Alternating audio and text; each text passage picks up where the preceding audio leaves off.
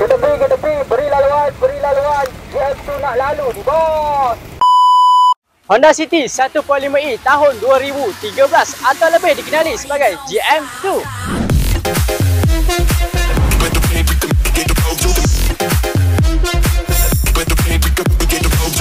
Untuk kereta ni didatangi dengan body kit depan, belakang, kiri dan kanan.